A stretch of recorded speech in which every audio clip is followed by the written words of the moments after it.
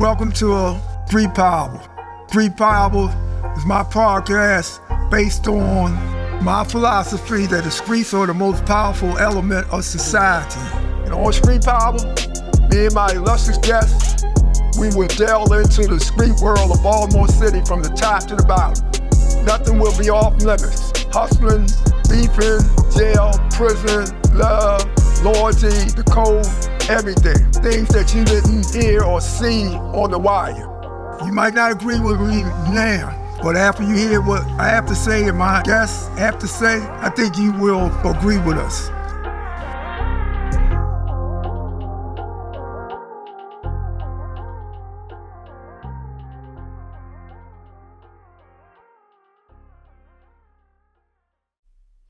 Good evening. Welcome to the fourth episode of Street Power. This evening we will be talking about the rise and fall of urban drug empires and the causes of their falls. And as my guest today, I have back my brother Renny Bass to my left. Peace and love. I got my brother Marvin Jazz for the first time on the episode. Two intelligent, knowledgeable brothers from the streets. I'm gonna talk about myself first to kick it off, right? Because I was in there for a long time, close to 10 years, and it's a lot of reasons why certain empires fall. In my case, without naming all of them, I think I stayed there too long. It was a subconscious conceit, that I was sharp, smart. And I kind of enjoyed, out playing them and playing on the level that I was playing on, which was international level. Passports, going in and out of countries, evading, had spies in the airport, giving me information about security and things like that. So, Renny, your time, Baltimore City, and different other states, you see empires, drug empires, rise and fall. Absolutely. And what do you think is the worst reason or the main reason? Well, I think the main reason is they implode from the inside. I think that, a lot of time we don't recognize that the jealousy that happens inside the empire, where, it's always a top dude, and the top dude don't necessarily be the one getting the most money, the most charismatic, the one that people love. And a lot of time that people get that confused, and they want that position, and that position ain't to be held by everybody. So, I think that sometimes they implode, and I think that the violence definitely is one of the reasons that bring down street organizations, because the system look at it like, we gotta get them off the street, as opposed to they want to get them off the street. So I think that the violence takes precedence. So if you got a lot of bodies connected to your work, you're going to be priority to for them to rein in. Mm-hmm. What about you, Mark? I agree with him. They usually implode from the inside, and certainly jealousy kills and cripple more than disease. That's jealousy and envy. Mm-hmm. Within the framework of the empires is one of the things that weakens the foundation.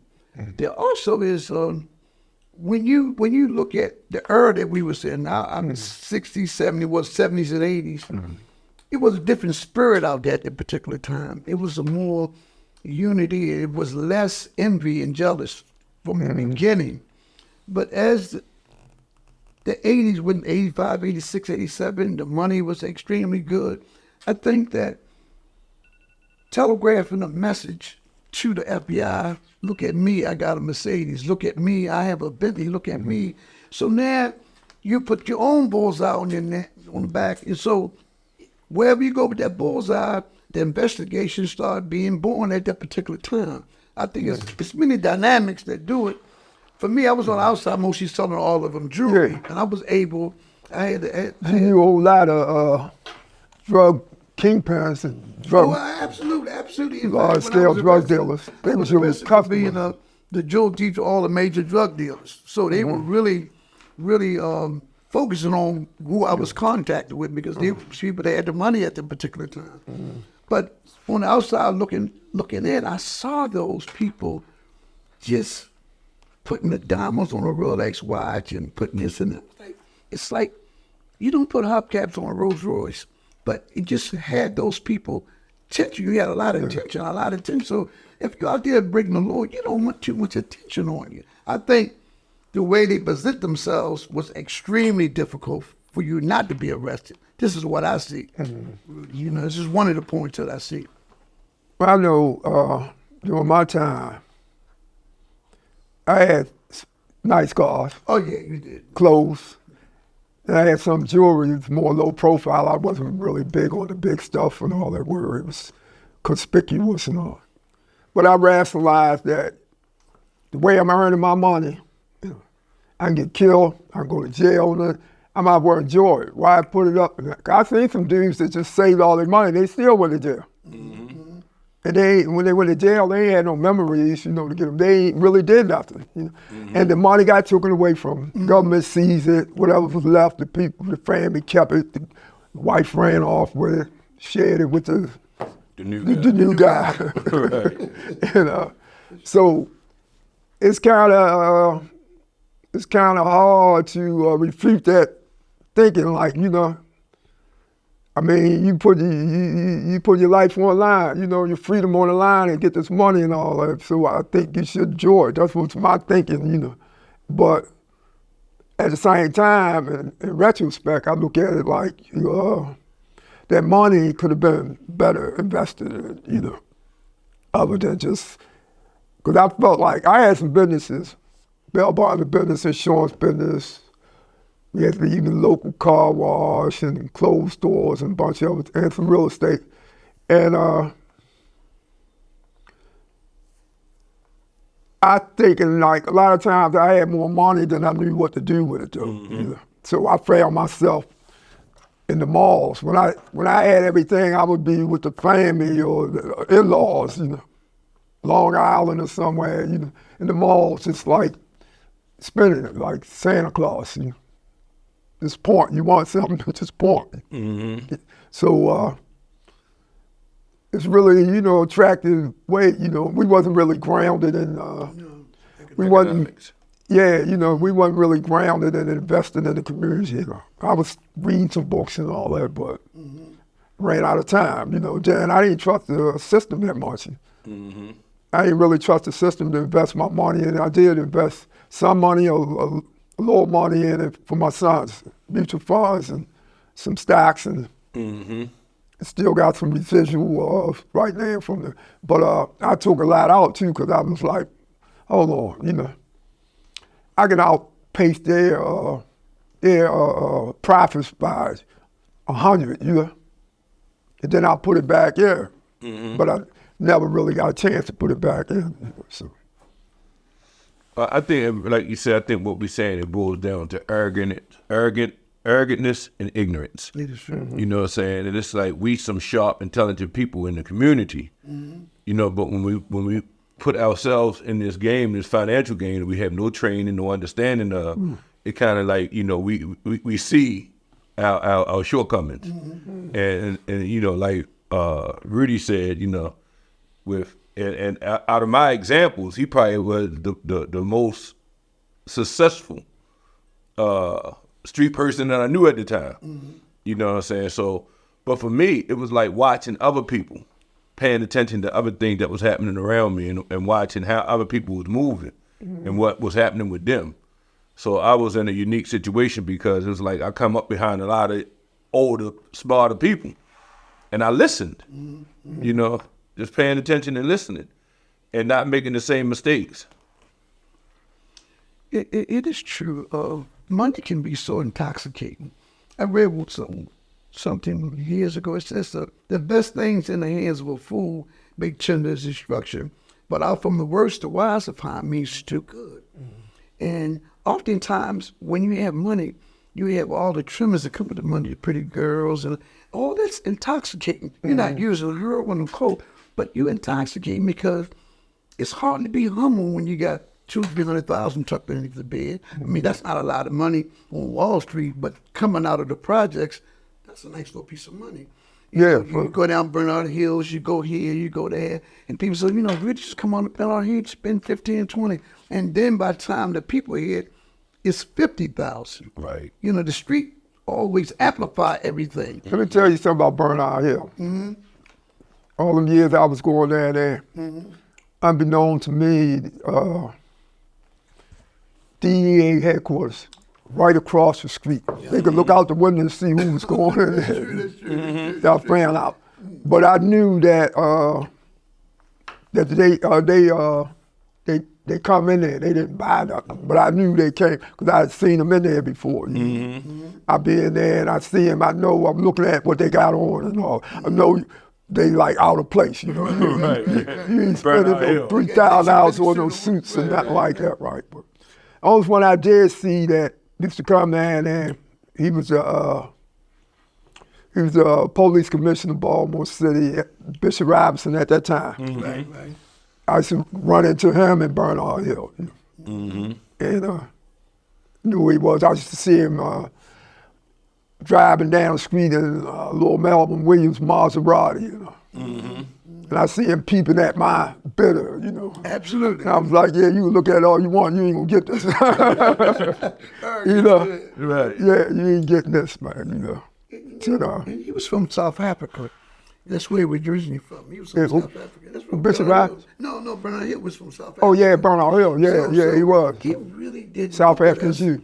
As humans. I mean, over there back when the apartheid still was going on. We can't say he did because he was over there. Well, I don't think he did. I know him. I ain't gonna say that he. You don't think he was racist at all? He might have been, or he might have been biased. He might not have been racist. Okay. A lot of times we confuse him, so we got to be clear on that. Okay. I ain't no doubt about it. He probably was biased. Okay. He's probably biased. Everybody's biased in some way. But as far as a racist, I can't say he was a racist.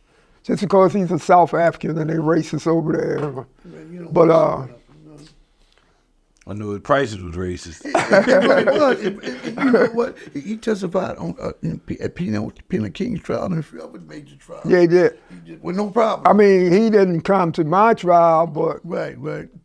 one of the persons that worked in there came to the trial. Okay. And he really didn't hurt me at all, really. He admitted, that I came in his shop and spent maybe $20,000, $30,000 year time, They could have hurt me for real, but they didn't, they didn't. And I appreciate it. I understood the gesture when they did it. I understood, like, same way with motor coaching. They had a motor coach, the dealership up off Liberty Road, the Lamborghinis, Ferraris, and Rolls Royces and all that. Yeah, they subpoenaed one of them to come in. None of the heads came in, the owners or nothing like. But they subpoenaed one of the salesmen to come in there, and I was familiar with him. He knew me, first name basis, and they ain't hurt me neither, really. They didn't hurt me, Well, Rothschilds, they came to court with me, man, and they offered up information that wasn't even asked of them. Right. Oh, man. Right. Yeah, I remember Rothschilds. Where they had one on North on Wrightstown Road. Wrightstown Road. Pikesville, and they had one on there built down at Harbor Place. Right. Yeah. But they were like, when they came in with like an axe to grind, and it was crazy because in my ignorance, I'm thinking we cool. Right. I'm thinking, I'm going in every week, I'm buying Coogee sweaters, Y'all was cool, man. Yeah. So they waved indictments in front of their faces and said, if you don't testify, you go there with them, you know how that goes. But even the prosecutor said, that's enough. Oh, man. The guy kept on wanting to talk. Right. Well, because before then, he was like, that's enough. That'd be good. Yeah, right. You know what I'm saying? So it's just like, and again, you know what I'm saying, the money, the fast money will attract everything to that fast money. You know what I'm saying? It's hard when you're in the middle of it, you know what I'm saying, because you're chasing the money, you got somebody shooting at you, got somebody trying to rob you, Right. got the police trying to get you down, and you got 20 girlfriends. Right. So you got all this you trying to manage, you know what I'm saying? True. So sometimes some balls gonna get dropped, and if the wrong balls get dropped, then that could be trouble. In my case, it was my lawyer's brother-in-law, $65 an hour accountants. They came in. He came in to testify, and he testified that, when I would talk to Rudy, he talked like, the bail bonding business was just a front. He had no interest. Mm-hmm. He would always ask me how to launder, $10 million and stuff like that. He lied his ass off. He lied. That's overkill. Yeah. Yeah, he was an expert witness. Yeah. Uncle Fester. He looked like Uncle Fester with a cheap suit on. Mm-hmm. Hair, you remember Uncle Fester and all. Mm-hmm. And he got up there, I'm like, they must have got something on him, right? Mm-hmm. They must have found out. And I figured what they got on him and all that, right? He was cheating on his wife with the call girls and all. Mm-hmm. That's right. That's all he could have been doing, But a lot of times they get the lawyers and all, that you give like $10,000, $15,000 to get you off, represent you. They'll get something on them. They're going at them. They do. They're going at them. And if they go at them, they're going to get something more times than not. Mm-hmm. They sniffing cocaine, they cheating on their wife, they receiving stolen goods, and they laundering money and whatnot. And whatever that is that they put on them is 10 times magnified from us because we look at what they put on them and it's like, man, that's a joke. Yeah. That's a year. That's a year, right. That's a year. Right. But they look at it like, as career ending. That's divorce. Right. That's my body work down the drain. So they willing to send you down the drain. Quick. Right. Yeah. Yeah, they can't handle it anyway. They figure like, man, I go to jail and all them niggas outnumber me 1,000-1 in there, man. Mm-hmm. And plus, it ain't even street. They right. Yeah, they blue collar, not blue collar, but white collar businessmen. So they was like, man, I can't survive in jail, But it's a different teaching, what I'm saying? They taught that they can't survive in jail, and we taught that jail was, it's a rite of passage. It's like, we go there and, we get strong, we come home. Right. Yeah. I think another thing that should be said is that each of us bring a unique energy to the space we occupy. Mm-hmm. So when we deal in drugs and stuff like that, it's an energy. It's the mother that's not able to be a mother to her children because she's on this stuff. Yeah. It's the father that's not coming home with the check because he's on this stuff. Right. All of these dynamics have a profound effect on that nuclear family. That's right. And the destroyed family. It's like in life, you reap what you sow and you pay what you owe. It seems harmless, but you have to look at all the social disconnect from that right, thing. Right. Now, I remember in the early 70s, the lady was trying to come to this guy. She was pregnant to buy some drugs. It wouldn't do it. Mm-hmm. It wouldn't do it for years. In fact, women couldn't cop at one time. They had just some else to cop. Yeah. Mm-hmm. And what changed? What changed or allowed them to do that? Greed. Absolutely, greed, and really the lack of humanity.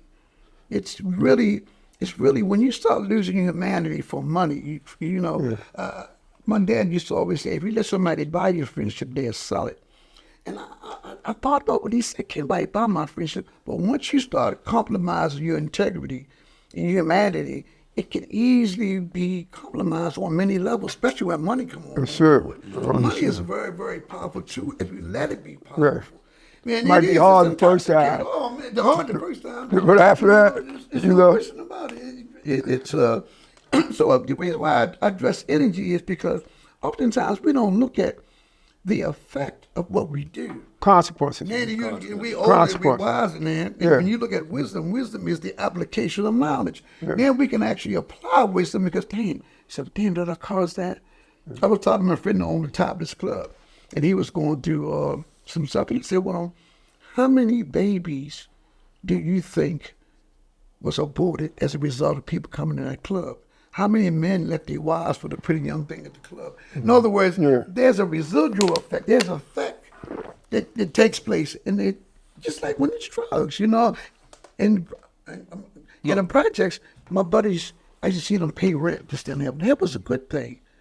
But they don't even do that no pay people rent that need rent. They would do that back in the projects in the 70s and early 80s. So I guess what I was just saying is the energy changed as time changed. As more money got involved in the game, it became more cutthroat, more people, intoxicating too. more people were players in the game. Agreed, so they couldn't afford to be that scrupulous, you know. But when you put it in perspective, right, you know, if you want to put together a comprehensive plan to destroy the people, right? Yes, sir. Yes. So the first thing you want to do, you have to inject something that's going to get them off balance. Right. That would be the drugs. That's right. And then you create these leaders in the community. People respect them, right? And they see them in the community as respect. Then you snatch them off the street, take them away for decades. So they put the fear of God in the people coming behind them because you understand what happened. Right. So now you have the leaders of the communities gone, and you left the fear, but you also left the injection that you left with the drugs in the game. So it was like a perfect storm that hit the communities, and it just wasn't just happened.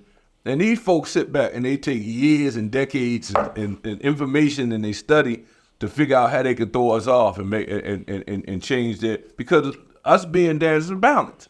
Somebody down, somebody up. Right. So if they keep us down, they up. Right. They know if we come up, they go down. So it's like, you know, we watch it. We watch it, we see what's happening, and we don't see that we're part of a comprehensive plan because the big picture. That's right. We really don't want to see that, because when we do see it, we got to grab our heads and say, Right. And it's telling, it's very telling that when did heroin come to the hood, to our neighborhoods?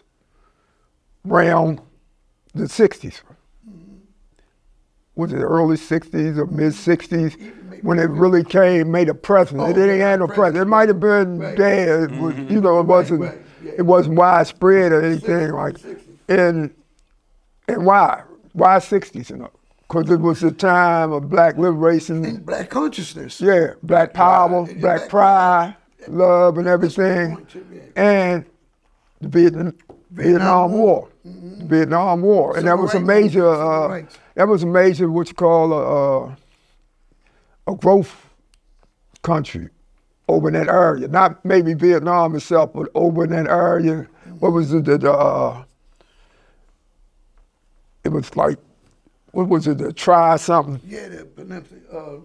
They call it. I forget. It won't come to me now. But it was like that area right there where all the opium was being produced, sent to maybe Europe or different countries, even China, to be refined and processed and sent. So it's really telling when you talk about, you know, the hidden motives, the agenda, the government agenda behind the thing, you know. Yeah, but getting back to the players and all that, right? You got what you call willful blindness, man. Willful blindness. That's what you was pretty much talking about. How you not see this enough? Because you see what you want to see. Right, absolutely. It can be right in your face. Right. If that ain't what you're looking for, you don't see it enough. And it affect you. If it changes how you feel and what you got going on, why would I see this? I'll put it to the side. Right. It's just like now, you can turn on the TV, and I've seen people do this. You turn on the TV and they looking for a station. All right. And they looking probably for something really violent or salacious, you know, especially in prison, you know, salacious. You know. So, and I'm seeing the dude flipping channels, you know, flipping channels without even stopping. You got a commercial going on, little kids starving in Africa, little kids sick in the hospital, you know, and dude don't even hesitate. People get killed out in the street right over here and all that. He don't even hesitate. He looking for love and hip hop. He don't see none of that. That's right. He focus on what he want to see. Yeah. Willful blindness. That's how they can blind you to a lot. The big picture you was talking about, man. Right. You know, And that is true. if you look at media, the only thing that really get people's attention, 12 people got shot in school, 5 people, we get so in tune to violence until nothing shock us anymore. Desensitized. Now, what make that so significant is that I don't want to be distant. I want to have sensitivity to the sanctity of life at all times. I don't want to be as, he practiced some or whatever. But they sell that fear. And as you always say, fear is a prison. So if I can keep you in fear, then I have a measure of control over you. Even when you're not around. Even when you're not right, I don't have to be there. The police ain't on the corner. It's not the police on the corner. It's police in the mind. Right. In the mind. Because thought is the cause of it all. Yeah. I'm going to tell you a good example that my favorite writer, Richard Wright. All right. Mm-hmm. I call him protest militant writer. He was bold. He ain't pulled no punches. Mm-hmm. Brilliant storyteller. He wrote Native Son. Mm-hmm. Outsider, Black Boy, a whole gang of books. Mm-hmm. But the one I'm thinking of right now is Native Son. Mm-hmm. Where Bigger Thomas was in he was young. He was a street kid, poor family, hanging out, and he was braggadocious. Mm-hmm. He was braggadocious. Right. He had to keep up an image, like you got to do in the hood. You got to keep up an image, get respect, Right. So he had his little clique, 4 or 5 of them, and they had come up with the idea to rob a bar or something, and he was like, yeah, hell yeah, I'm with it and all that, right? Because they was talking about 2 weeks down the line. Mm-hmm. So finally, as that day came and all that, he had the heart to do it. Mm-hmm. He didn't want to rob the bank and all that. Right. But they didn't want them to see it, And the way he dealt with this the way he picked a fight with his man, punched him in the face. Man, I ain't doing nothing with you. Y'all go ahead, man, hell with you and all. Mm-hmm. So he got out of it, Mm-hmm. And so they went and robbed the bar, and they got shot up and went to jail and all that. He felt like, whew, man, he felt good. He, like, he was glad he got out of it, but all right. His mother was on him, get a job and all that. So his mother got him a job. She's worked for this rich white family in Chicago. They had mansion. Mm-hmm. All right. So she got him a job, and he felt good. The rich family had a beautiful daughter. She was going to university, and she was fooled that her boyfriend was a communist. He targeted her, right? Because her family was rich, capitalist. Mm-hmm. So, all right. So he converted her like a Patty Hearst or somebody. Mm-hmm. He converted her, and so now he see Bigger Thomas. He black and all. He want to convert him to the communist ideology. Right. So now they to get him to hang out with him, go to dinner and all. They get drunk and all. But white boy, right? Bigger Thomas was the chauffeur, matter of fact. I forgot that part. He was the chauffeur. Mm-hmm. So they had a big car and all. So he had the white boy can't go to the house. They don't want him in the house. He's communist, He's a terrorist and a fiend and the devil himself. Right. So. Because he think different. Right. So the girl is drunk as hell. So Bigger Thomas got to pick up and literally carry her. Right? Mm-hmm. So once he get in there, he realized that's not a good idea, Mm-hmm. All right, to be caught with her like that, So the mother he's taken up to a room, and the mother was calling her and all that. He put his hand over her mouth, to get her to the room, and the mother was calling her, because she heard him come in. So she went there, he in the room with her. Mm-hmm. Back in, you talking about what, the 50s and all, in the room with the white girl, she drunk, Right. Right, he's scared to death now. He got the police inside his mind, right? Right. He got the police, he already like, if he get caught in there, he in trouble, right? So he put the pillow over her head so she couldn't make no noise. While the mother came standing at the doors. Mm-hmm. She don't come in, So, all right, the mother leave, he turned to her. He realized he killed her by mistake. Not because he's a fiend, a terrorist, and a black devil with a out of fear. Be caught in the room with her, you know, what they gonna think, how this look, you know, how it look, you know. So all right, she dead now. Now you gotta cover it up. So take her body downstairs in the furnace and throw it in the furnace. He finally get her in the furnace, and so she's missing for days and days, and they ain't any suspect, you know. Then they found the bones in there, this and that, and so he go on a run. He take his girlfriend on a run, make her go on a run with a black girl. So they hide in the abandoned houses, and then he had to kill her too, because she wanted to go back. He wouldn't let her go back. He killed her. Now he got 2 murders.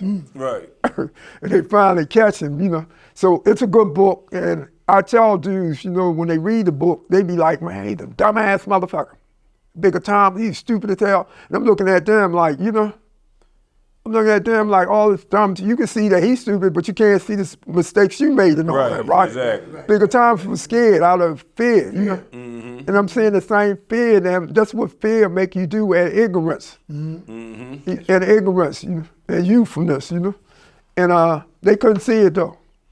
They couldn't see it, and the reason he wrote that book is to show, not just for young people, to show the black man in America. Right, absolutely. The fear we live in that make us do bad shit that we really ain't bad people. That's why he wrote the book. That's a good point. Everything started with fear. He didn't want his mother to see him. He tried to put her over. I can actually see that happening. You know, you keeping it down, but she lost oxygen and then lost her life. So now he put it in there, and now you got the girl. Oh man, fear has got to be.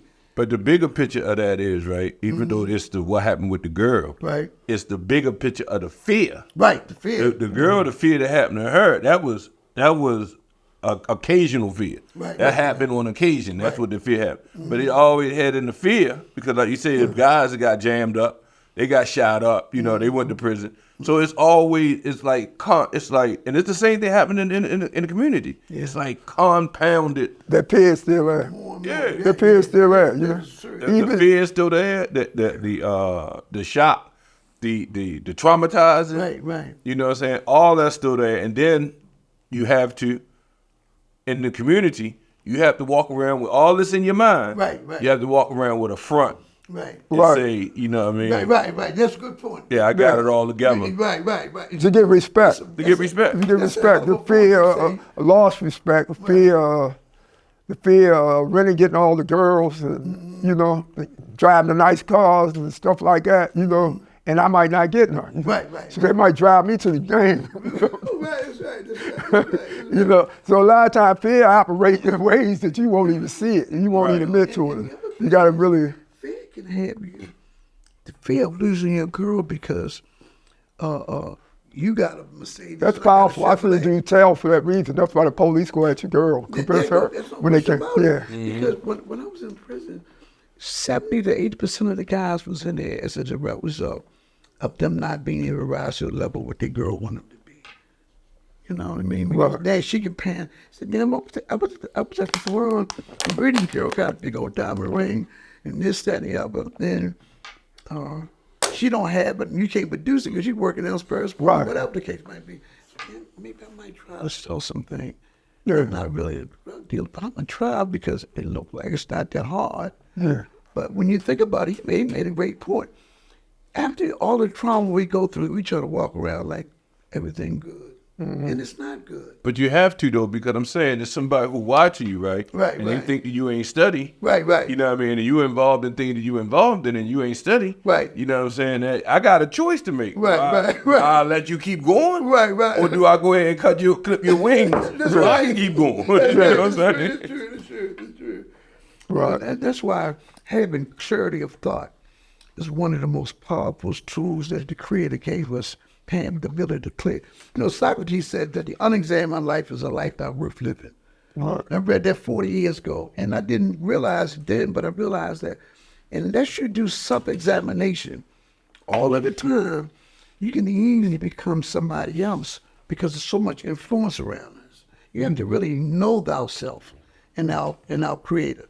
I think when they opened up the pyramid, they said, "Know thou something that Father God, Allah, know that something," and it's all but all around the pyramids. I said, why would they put that there 2,000, 3,000 years ago?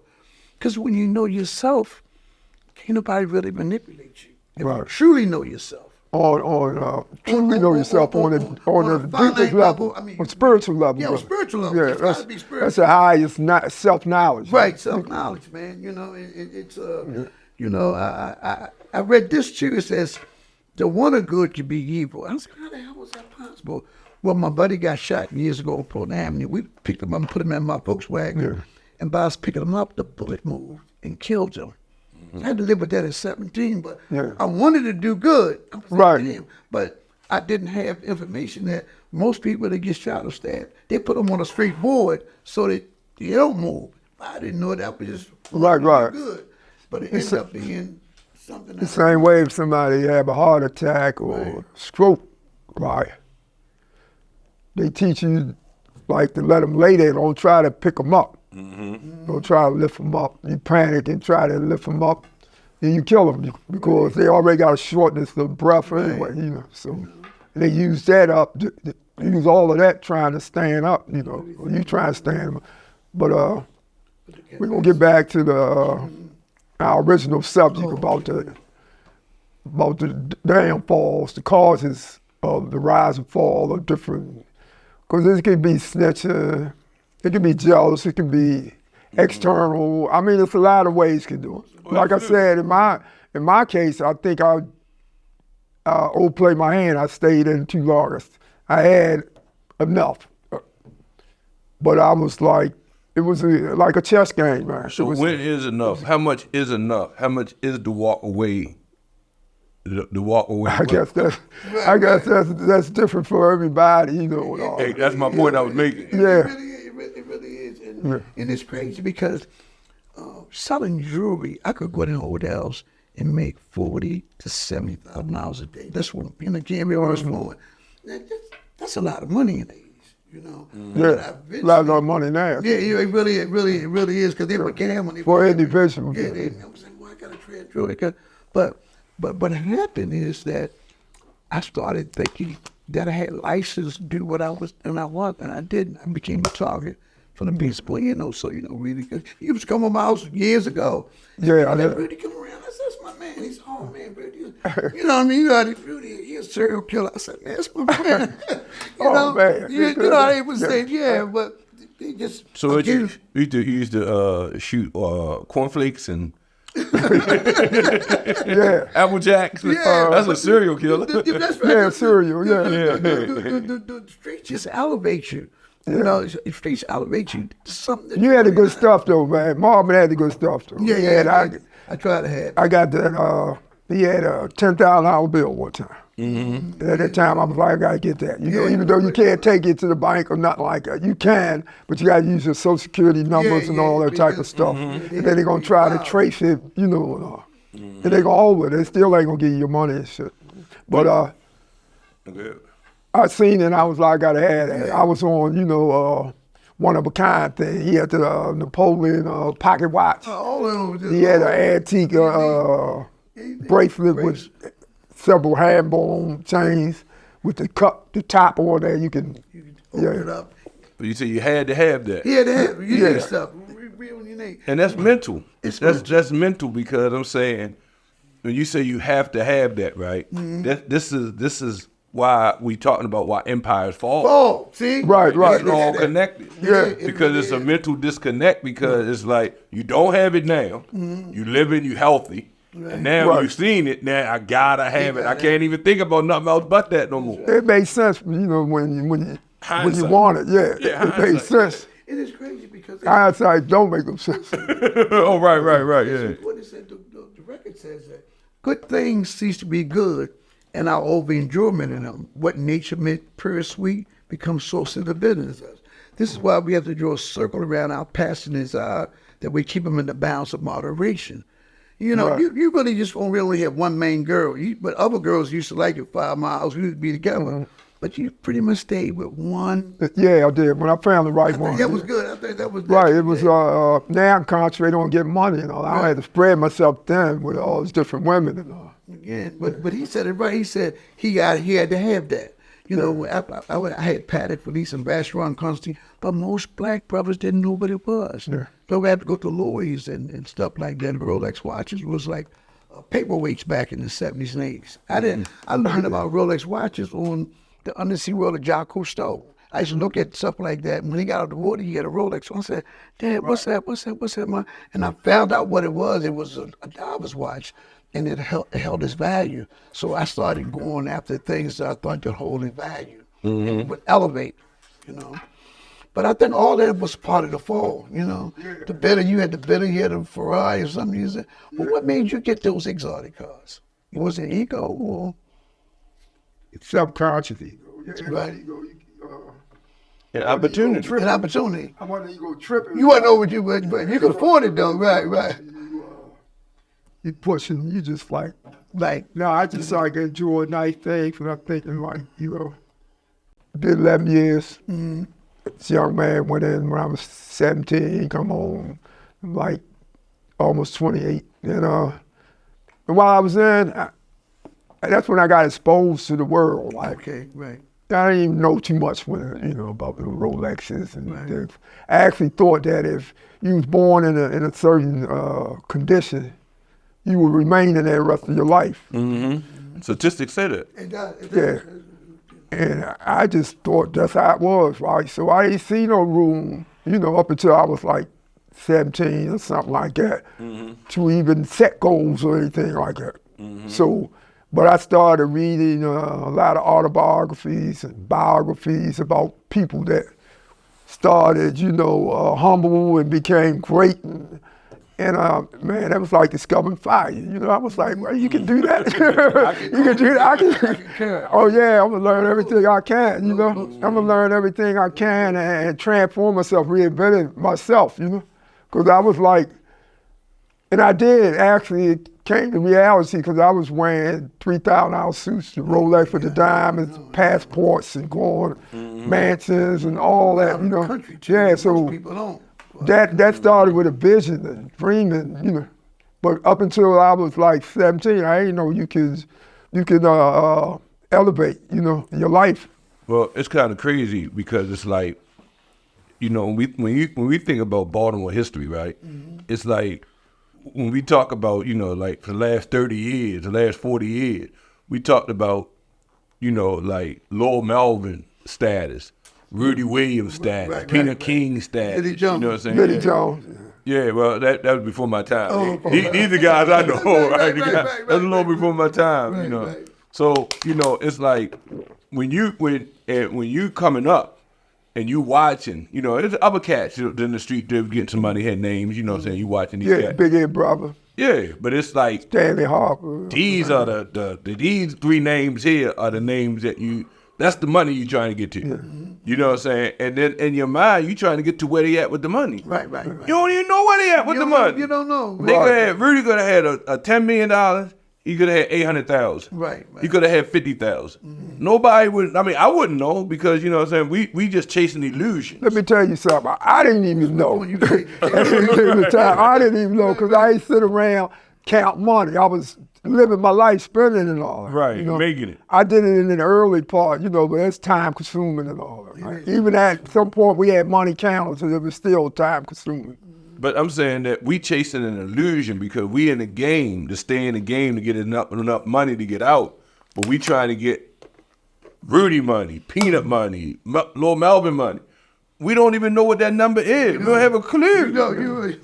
And that's why, like you say, you stay in the game too long. You stay too long because we don't know when. If it was a class you could take and say, okay, when you get to this amount of money, you know what I'm saying? Or, I'm gonna tell you. In my case, and probably in a lot of other people's case, it became a way of life, man.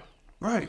Some people get up in the morning, you know, and get dressed and go to their office or go to their job, you know. Right. And go to the job. I get up in the morning, get dressed, and I go to the streets. You know. I pull out it was beepers back then. It was phones later on. And I really didn't have to write no numbers down on papers or nothing like that, because I keep it in my head, especially if it pertains to money, Right. not forgetting. Right. So I had hundreds of numbers in my head, so I go to the phone booth and start calling people. What's going on? Yeah, I'm almost there. So that was a way of life. That was, it was easy though. You can maybe do that once a month or twice a month. And make 100,000 or something like that. Right. That's top level. Yeah. Because everybody couldn't go and do make it moves such as Right. like that. You know what I'm saying? But on any level, in the street game, even if not even selling drugs, just hustling, like stealing jewelry and burglary and shoplifting and all, it become a way of life. Oh, absolutely.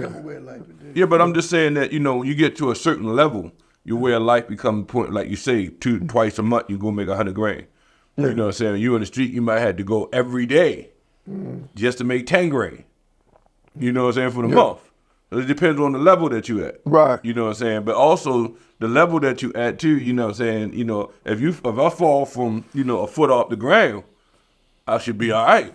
But if I fall from the roof, the chance of me getting hurt real bad. Right. So the higher you go. It was seen that way, but it actually is not. So, the higher you up is, the better chances you got of walking away with little or no time. The little guy, he gets fucked up. Yeah, He can't get the right lawyer, not like he ain't got enough information to trade to him and this and that. So it's kind of like, it ain't fair, but it's kind of like, life. Yeah. But you gotta get to a certain level. You gotta get past a certain level to get to that point where it benefits Right, you at that you're point. too big to fail. You big to fail. Like triumphant. You're too big to jail, Yeah.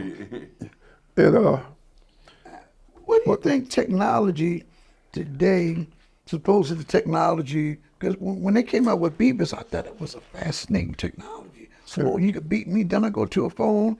That was a big thing, a beeper. Then you can talk on a watch and say, boy, I'll be right there or something. Technology also need fingerprints on everything you do. So I think that technology really, two-edged sword. it's two-edged sword. Yeah. I mean, it's good to have it, but I think that the people use it against us so much. For instance, a guy was arrested for homicide, and he turned his phone off, but they still ping. Right. So they said, well, you was in the area. Explain why you was there. You say you was at work. He said, well, my phone was in the device. I said, no. They was able to tie him to something just based on this phone. Yeah. So I had my grandkids. His movement, the phone track all your It movements. really is. GPS I had the grandkids over there. So when I go in there for sleepover, 5 of them in there, they texting each other. But they sitting right next to her. He said, Papa, we don't talk, we text each other. So what's wrong with that? There's no social connection. So if you can take the social element out of society, you really don't have society. You have something that's programmed based on this. And not only that, it's traceable. It's traceable. Yeah, it's traceable. It is traceable, Yeah. you know what I mean? But even a social, I said, they chilling 11 years old, but they texting each other. Now, I'm talking to you, Rudy. I ain't got to text you. I'm right here. I'm talking to you. Why would I have to text you? I'm sitting, but they start out young like that. And as they get older, they get in tune with that technology. It removes the human dynamic away. Right. And so again, you go back to humanity. If you have no humanity, then you can't give it to nobody. So, but I'm on the phone and say, oh, yeah, but I'm not talking. It become object orientated, technology orientated, which is shift from social orientated people, the relationships and how we need each other. No man's an island and all that. That's right. There used to be true. Everybody's an island. But it's just like we were saying before, it's a way of life. It's a way of life. Yeah. And then The powers that be Now that it would have made it easy because we used to have to meet up and have conversation. Right. And they had to try to figure out how we can have the conversation. Right. Now they don't have to no more. They don't. Now because you'll go in, you know what I'm saying, the young cats will go in and commit a crime and they go text it. They do. Right. You know what I'm saying? Put it on live Facebook or something. It's Yeah. crazy. They put it on Instagram. Technology is really worth. At one time, it was a back and forward thing. The police would have a certain, we would study them, you know, and figure out how to beat them system. Right. And we'll beat them for a while, and then they figure out how we beat them. Right, Then they'll come up with something, else. you know, to defeat us, and it was back and forth, turnover. Usually we'll be in the head, though. You know, we'll be in the head. All right.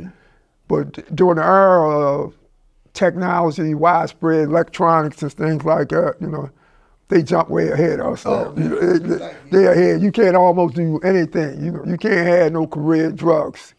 For y'all young people out there listen to this conversation, don't think that it's all peaches and cream.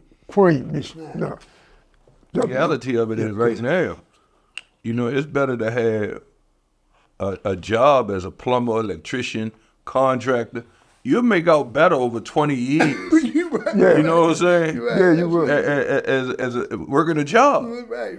I know two guys who I grew up with, right? One of them was with me, and the other one worked at McDonald's, got a job working at McDonald's. Moved through the ranks of McDonald's. Right. Ended up being an area manager. And when I tell you now the brother is doing sweet for himself, I see him riding around his little, he got a new vet, new Corvette. Yeah. And the brother who's with me, he just came home again. Ain't that something? Yeah, he just came home again. Right. You know what I'm saying? So it's like, you know, I look at their life. They would, you know, come up together, they come out the same household. Yeah. But decisions that they made. One was farther than the other one. And it don't seem like he would have, you know, but. We used to joke him, man. He's working at what? McDonald's. Right. You give him $20, man. Bring back some food when you get home. Right. You know what I'm saying? Yeah. That is so true because man is made by the decisions he makes. It's true. We have to make the right decisions. You know? Well, who knows what's the right decision at the time? Oh, right. You just have to make a decision, stick it out. Right. But who really knows what the right decision? You put a lot of thought in. You can overthink it. Yeah. And make a bad mistake. That's where the lack of the Sahabas, if we talk about the lack of the leadership in our community come from. Because it's like when you've been through something, you can have a conversation about what that's going to lead to. Right. But if you ain't there to have that conversation, then you got to figure out, every generation got to figure out on their own. Yeah. You know, that's why they take our leaders away from us, take them off the street and keep them away from us. We're one phone call every 30 days because they recognize that the connection of this person who got the knowledge and this person who got the energy, put them together, and they could do something. But if you separate them, then that person got to figure out on their own. 30 years later, then you got the next one coming up. Yeah, you can't do anything big by yourself. No, You can't. Anything big by yourself. That's why they keep us biting each other, stabbing each other in the back, and literally killing each other because if we can't come together, we can't do anything. Exactly. We can't do anything big, so they can keep us midgets. Shout out to Kioba Business Venture. That is the key to what we're talking about, how we end what we're talking about now. Yeah. It's collective economics. It's working together as a unit. Right. That's right. Bringing our resources, knowledge, and money together under one entity and using that to propel ourselves forward. Right. I agree. Kioba strong. Kioba strong. Kioba strong. Absolutely. Street power. Street power. Street power is the key. Power moves. There's no Kioba without street power. That's right. There's no Kioba without street power. Kioba. I'm not. What is? Tell me what that is. Keeping it 100 Black Men Association. Okay. Yeah. It's an organization. Okay. Right. 30 Based Black on real estate investments. Yeah. Right. I was rehabbing it. Right. Collectively. Collectively doing it together. Yeah, it's a blessing. Because together y'all have more economical power and political power. Right. Every kind of power. Every kind Any of type power. of power you can name together, like you just said. You can't do nothing big by yourself. Okay, man. Well, for me, I'm watching, how I seen the change was, it was leaving Baltimore, like heading to Philly, New York, Chicago, going to different places. And then it was kind of like a clarity to me of what I was seeing, because I was seeing it in Baltimore, but it was like my everyday life. It was my culture. It wasn't until I left, started going to different cities, and I started seeing things more clear. So when I was able to come back to Baltimore, I was able to come back to Baltimore with a different mindset. Like, I see how these brothers are making money. You know, they made their money, and then they doing something different. And I ain't see that in Baltimore. Like, you know, everybody I see in Baltimore is kind of like they go up to the top and they fall. To the top and fall. So it was moving away from Baltimore, getting out of the city, seeing how other people was doing things, and I was able to bring that back to Baltimore and say, I'm gonna do houses now. I'm gonna leave the streets alone altogether, and I'm just gonna do houses. When I say I'm gonna leave the streets together, it's like I quit that day. I quit and picked up a hammer and some tools and started figuring it out. Okay, for me, me being hustling in the street started out of necessity. My dad was worried about 3 white men when I was 11, and I saw my mother crying all the time, and I saw her struggling. And me and my brother said, well, let's start carrying bags at being a market. Let's start cutting grass. Let's start washing steps. So the hustler was born around that time out of necessity. Then I saw this program, Robert Wagner had a program called The Texas Thief. He was an international jewel thief and an art thief. But he had all the trimmings that was appealing to me. He had nice-looking women, had sports cars. He was bilingual, but he was a European. So I said, well, is that possible? But the one element that I liked, that he was nonviolent. Man, I tried to have a real low propensity towards violence because to me, when you have to deal with violence, you miss so much till that violence comes, you miss a lot. So as I started growing, I said, well, how can I sell this?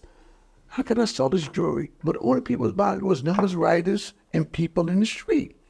So I connected with them, just being around them. I connected with them, and I realized that I could make a piece of living with them and help my mother and my family at the time. So I came in contact with a lady who was in college. She was traveling around from country to country doing things. So then it became international. But it was a lot of ego too. Marvin, you know what I mean? It was ego tripping a lot. But what I found out, it was lucrative.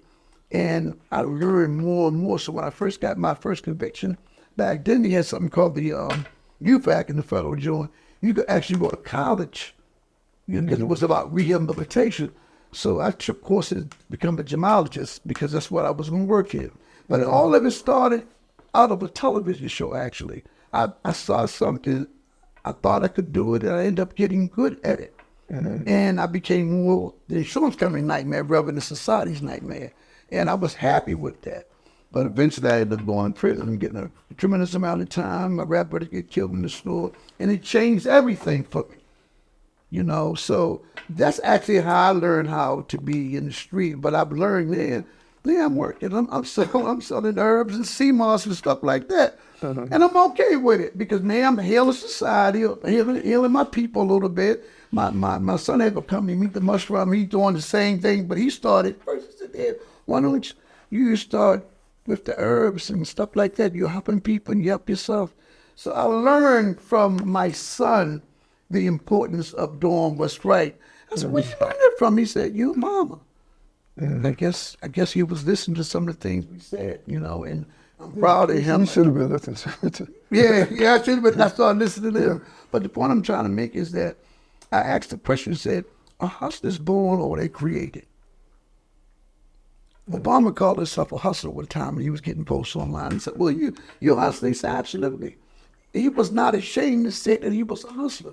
And this is a man from Harvard or Yale, one of them too, I believe, brother. And he said, yeah, well, some hustler both on the internet. He was the first one that done that, grassroots. So I said, well, maybe it's not a bad thing. What is hustling? What is it for her? Well, in your view, what is hustling? A person make a way out of nowhere. He don't take no for an answer. He's governed by principles and laws. Oh, well, there's definitely nothing wrong with that. That's only good stuff. Yeah, that's only the good stuff. And you'd be surprised. The good stuff sells, man, because they have good people. Good is our power. When you do good, it comes back to you. Because we reap what we sow and we pay what we owe. You pay now or you pay later. Now that I know I have more time behind me than I have in front of me, I'm applying wisdom much more now. You know, and as we said at the beginning, wisdom is the application of knowledge. Thank you. Okay, for myself, I got in at a very early age. I think that I went to Boys Village and I come home, all my buddies and all that, Right. they get high. You know? Right. And I'm like, y'all get high? It blew my mind. And 'cause normally, you know, we would be stealing, hustling, street hustling, and robbing people and doing all kinds of things, you know, for more so for excitement and to put money in line our pockets with money. You know. Now they getting high, you know. So I couldn't get them to do nothing, you know. Couldn't get them to get up off the steps and all. They died, and so I finally like, okay.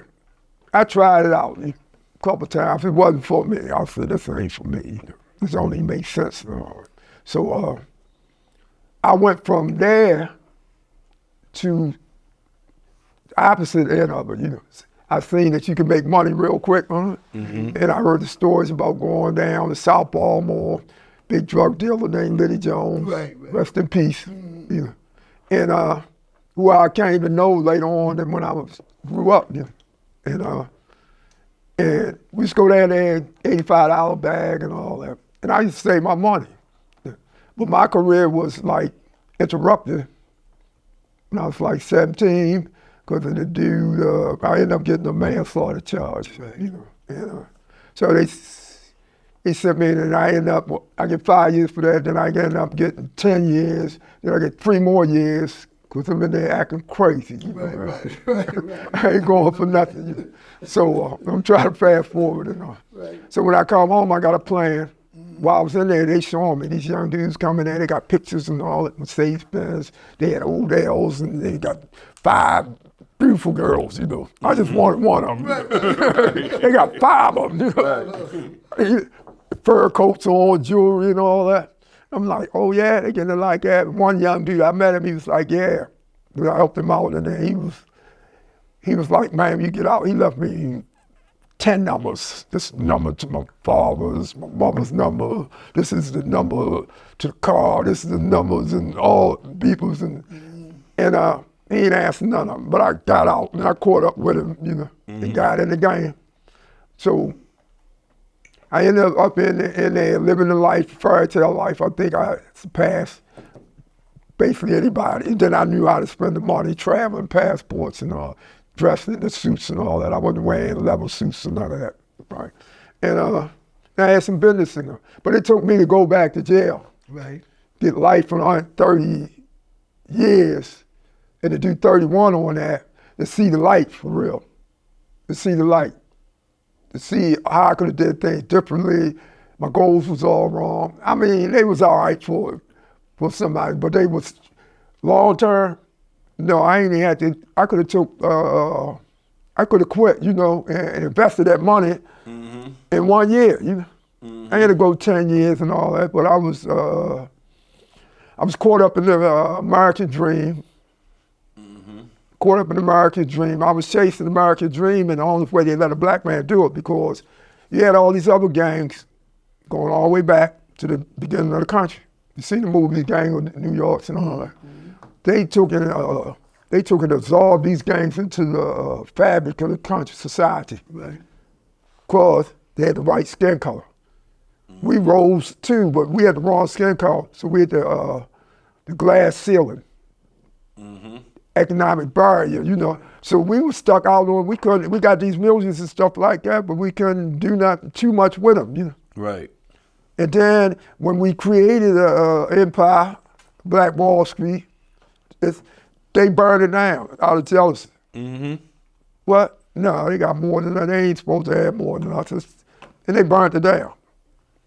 Not only in Tucson, Oklahoma, but in the other cities. Philadelphia. Yeah, in other cities, you know, because we had to the wrong skin color, to pass through the economic barrier and all that.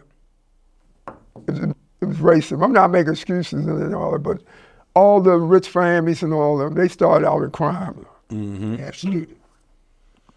They say crime don't pay and all that. I can't tell, It don't pay for us. It don't pay for us. But so I had to learn that. So everybody out there watching and all that, you don't have to sell drugs. You don't have to rob, stick up, or do crimes and all that. All you have to do is use your brain, take your time, and it'll last like the guy working at McDonald's. His homeboy, he came to rise to the top level. He probably owned like 4 or 5 McDonald's franchises now, so. He doing all right for himself. Thank y'all for coming out, man. Hope y'all come back again. Absolutely.